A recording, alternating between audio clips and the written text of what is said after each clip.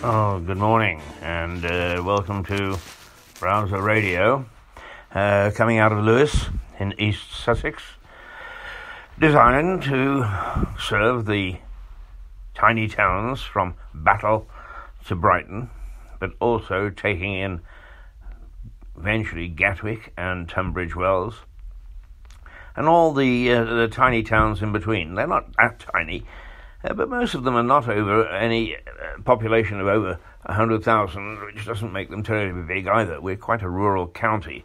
So that's our patch, if you like, but also World Wide Web. It is worldwide. So anybody else who's listening, and I know that we have listeners in the Americas, and in the Balkans, and across Europe. In fact, we've got one or two in Russia. So welcome to this morning's do. I'm afraid. I've just had. I always swore that we would never talk about Brexit on this program, or on any program really, unless it was terribly, terribly severe. And it is severe this morning. So we will have to talk about Brexit, not least of which is almost all the newspapers and all the BBC programs are talking about nothing else. And I suppose that just to swim too hard against the tide is not a good idea. But anyway, I'm Keith Hayes, and welcome to Rouser Radio, say out of Lewes in East Sussex, and a delightful little town it is. And actually, all the towns that make up East Sussex, and indeed our boss, the Duke of Sussex, Harry and Meghan, we one way or another, we're all pretty good looking. And indeed, most of the towns across East Sussex are good looking, and they are almost twee, one might say. And the countryside is quite astounding, particularly along the South Downs and those wonderful white cliffs that welcomed home the pilots from the Second World War, and now when you fly in from anywhere, you look for them as a sign of coming home. The other thing about coming home is the smell of bacon, because fried bacon, unless you actually go into the mess of the British Army abroad, is getting bacon the way that we do it, along with the English banger, is nigh impossible in any other country in the world. They don't understand a sausage that is made out of water and sawdust. But the smell of bacon when you step off a plane, step off a boat, I suppose, for that matter, and you can smell the bacon. There's no smell like it in the world. So along with the white cliffs and the smell of bacon, you're welcomed home. And home should be where the heart is, but it seems not at the moment. The issue of Brexit and the so-called crushing defeat, and then the reverse and the vote of confidence in Theresa May, has left the British public completely dissatisfied with our leaders. Now, I've been saying that I'm dissatisfied with our leaders for quite some time. I have called them a bunch of children, and of course you get a tut-tut-tut, particularly from those good friends that I've got who take the opposite view on Brexit. And part of the reason that I've said that I'll never touch Brexit is because it's split friendships, it's split families, it's split associations, and it's not going to change. I made just on my private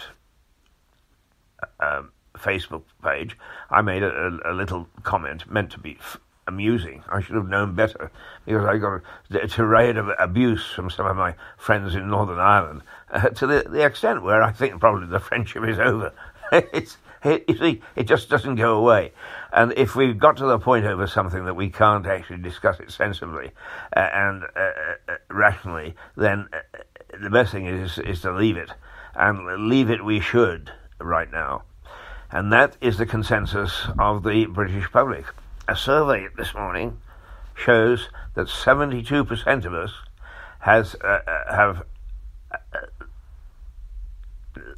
actually, the reason I paused there was a little thing came that one of those friends in Northern Ireland has made another comment. I'm not going to go and take a look because I'm in the middle of a broadcast. But it just shows you see, they can't leave it alone. And I'm going to leave it alone. I just don't want to know. But getting back to the Brexit situation here in the United Kingdom, is that a survey has shown that well over 70% of the British public are fed up with our politicians, that our confidence in them is at an all-time low. And the survey actually revealed that it's not just the politicians in Westminster that we're fed up with, but right across the country, at all levels. So the suggestion is that there's got to be a root and branch clear-out of the way that we do business. And to that, I would say, here. I really think that we need to have reform.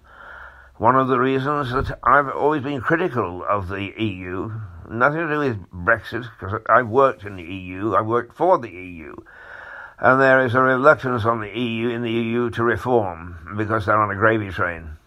Believe me, those people who argued if we leave the EU, it'll mean that we can't get jobs, don't hold your breath, whatever the outcome, because if you haven't got a daddy who can give you a job in the EU, you ain't going to get one. Then that's the fact. I mean, that's what it's like. and if you don't believe me, you go work as a waiter somewhere if you can, and of course you'll need a second language if you do that, and just get a taste and a feel for those sort of things. Because if that's your argument, well, I'm getting into a Brexit argument, aren't I? And I shouldn't. But the important thing is that loss of confidence in our politics, in our politicians, and in our political system, as demonstrated by this poll, is widespread, and the call for reform is, in my opinion, at least a complete examination of our political system to see why politicians have grown so divorced from the desires and demands of their party. I don't think that it's appropriate to necessarily to what I'm saying this morning and this survey or the situation as it stands, but the same survey did highlight that the public do not want a second vote, and they do not want a new election, not at the moment. So if the message gets through to our politicians, those two should be off the table. The only thing is, of course, is that politicians aren't listening. They think that they know better than the rest of us. And, I keep on referring to the fact that Ken Clarke made a speech in the House of Commons, and he basically said, how dare people make suggestions on this issue, because we, who have been in Parliament for so long, know better what it's all about. Well, the fact is, the longer you've been in Parliament, the less you understand what the country is all about, because the longer it is since you had a proper job. Being a freelance journalist, which I have been since about 1973, is... a lot of people don't understand, and my family and the families of other people of my era, they didn't understand. They would say, can't you get a proper job? In other words, can't you get a job where you get a check at the end of the week or the end of the month, and you get the benefits and all the rest of it? Well, proper jobs haven't existed in many industries for a long time, and journalism certainly is one of them. So, proper jobs, no. And isn't it indicative that some stars at the BBC have got their fingers burned because in not having a proper job, but having a lot of money and a lot of benefits, is that they've been sort of having their cake and eat it. And the government, in the form of Her Majesty's collector of taxes, has got a bit upset. Anyway, I've rambled on a bit, so let's see whether we can find something that is nice and pleasant. And, I talked about the tiny towns, And the tiny towns actually turn out some very, very talented people. And I think I haven't played on this program yet, and I'm going to now. Dandelion Charm. And Dandelion Charm, Claire and John, out of New Haven, are really taking the circuit by storm. They are playing in Lewis. I think it is tomorrow night. No, Friday night. They're playing Friday night and somewhere in Cliff. Not absolutely sure where, but they are worth just look in Lewis Present. You'll find out where, because the groups tend to deal with those sort of things that we can't, and that is the specifics of various events. But here they are, and they are fantastic, and they are going places. So it's Claire and John, Dandelion Charm, with a song called Birdcage.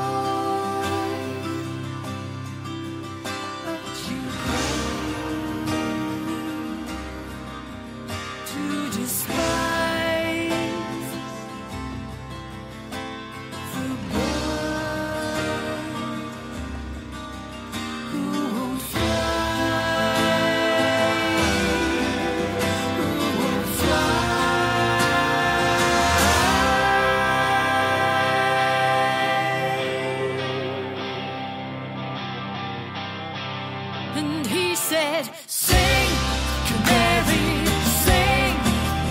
If you're good, then I might let you in to the passion that burns in my heart. That's just the start, but I won't give you anything. Sing, canary, sing. If you're good, then I might let you that burns deep within. Then I'll begin to strip you of everything.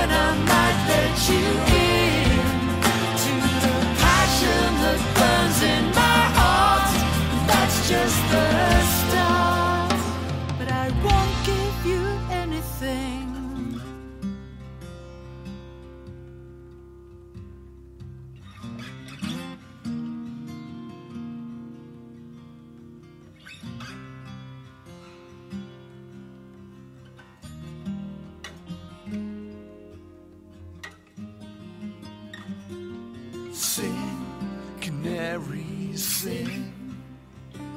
My hatred caresses your skin. This torment you choose to live in will hide all my sins. Will hide all my sins.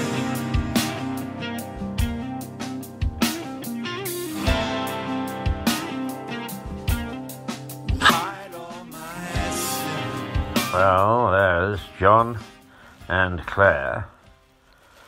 Dandelion Charm. Just a terrific duo. Local, out of New Haven, but taking the music world by storm. And we wish them every bit of success. But, you don't have to wish some people success. They carve it for themselves. And John and Claire most certainly are.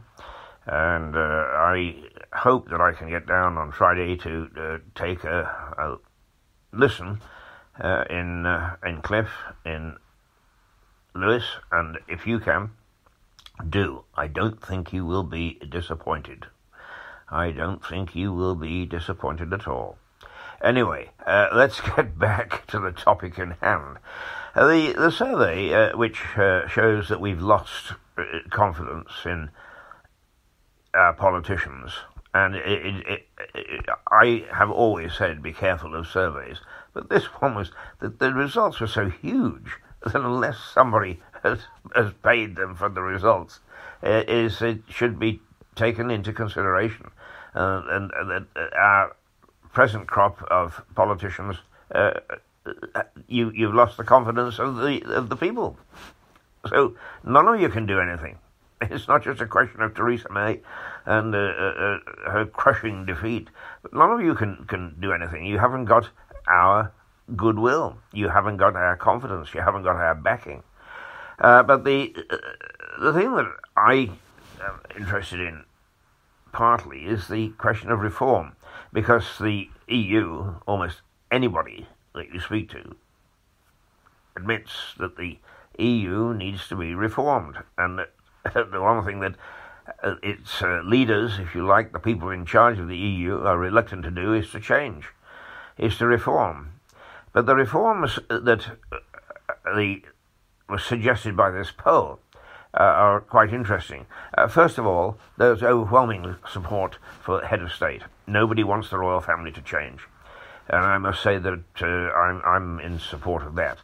The head of state in many countries changes every 4 years or 5 years, and it plays havoc with the entire country and its political system and economic system. So if nothing else, that our present head of state and that system gives us a stability which others mainly don't enjoy. And before you actually knock it, one of the things that was interesting about Romania before it fell under Ceausescu is that they had a constitutional crisis in the 1940s and asked the king to return after he'd been deposed, and they'd gone to a non-royalist system, if you like.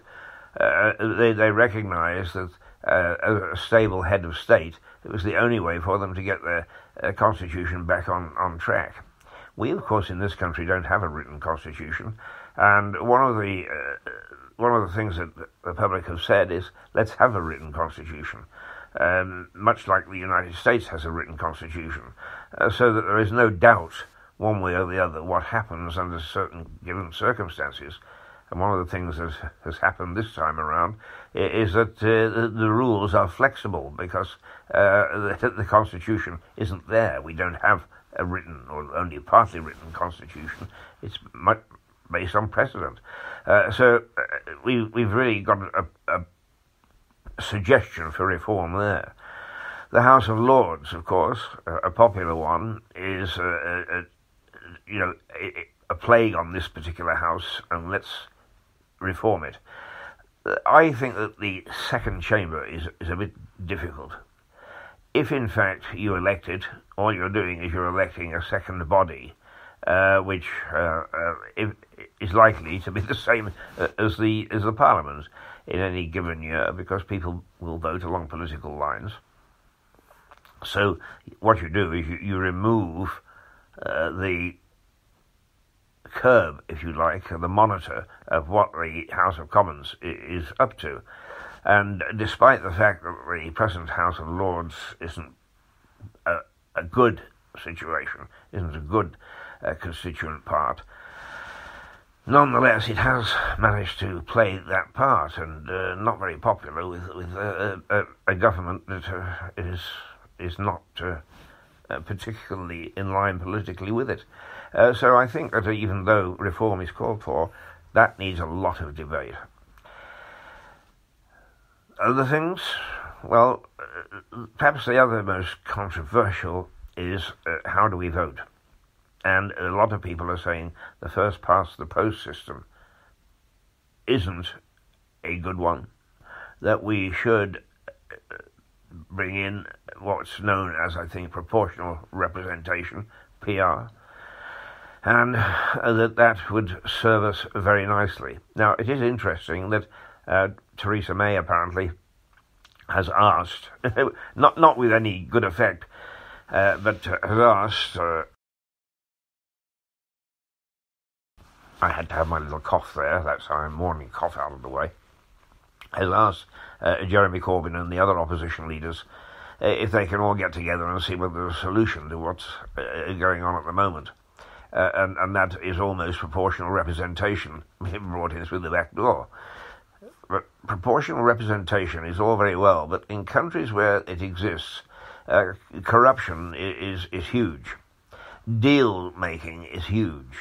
The politicians play their game much more removed from the general public than we do. And if there is to be a proof of the pudding, of course the Italians decided that they would go proportional representation and very quickly abandoned it and went back to first past the post. It just didn't work, not for them. I have my doubts that it would work for us. But there we are. Those are a few of the things that the monarchy stays the same. The House of Lords needs to be reformed. The House of Commons needs to have less people in it and less MPs. And should we consider a form of proportional representation? Now, anybody who's listening will have definite views on these various things. I've sort of hinted at the things that I would prefer, but then again, in independence and sort of marching down the middle, I don't have to do. And in fact, the British journalism has never done that anyway. It's a myth to say that the journalists are intermediaries and don't have a point of view. And of course, many of the papers and the radio stations and the television stations all have they have a view to offer about various things. Here's Unknown Longing, and I'm not quite sure what it's like, but let's give it a try.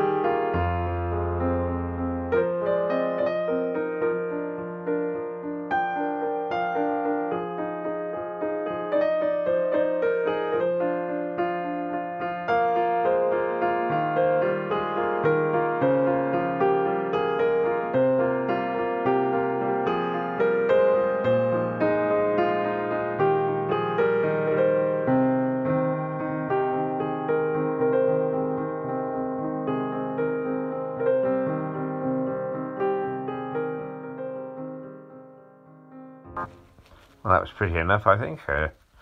It is funny that Brexit really is terribly toxic, isn't it?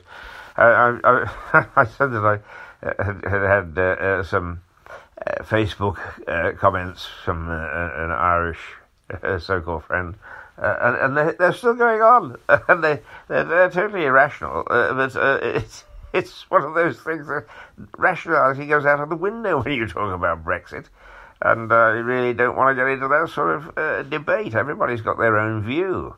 And, most of them, to me, are totally illogical. And many of them are personal. And you can't talk about something like Brexit on the basis of whether it's going to mean you get an extra yard on the bottom of your back garden. I mean, the much wider issues at stake when it comes to Brexit or not Brexit.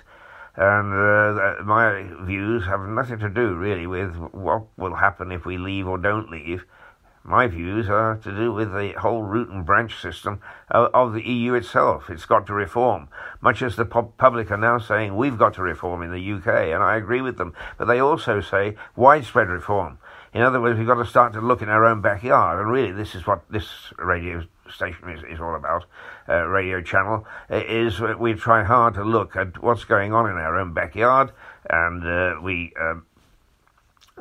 do indeed criticise quite heavily the local councils, all three of them, the districts, the towns, and the county, and that's what we're here to do, because we think that in many ways that they have lost touch with their publics, and it's about time that they took a look at something in their own backyard. Lots more that could have been said this morning. I've run out of time. Oh, surprise, surprise. Anyway, a bit rambling, but we had a very, very series of views and crises and so on in the last couple of days. So I had to talk about them, and I have, and hopefully I don't have to talk about them for much more. But let's go out now with those lovely people from Bensound who let us use their music for free, and it's really good music, and we appreciate it. Toodle pip.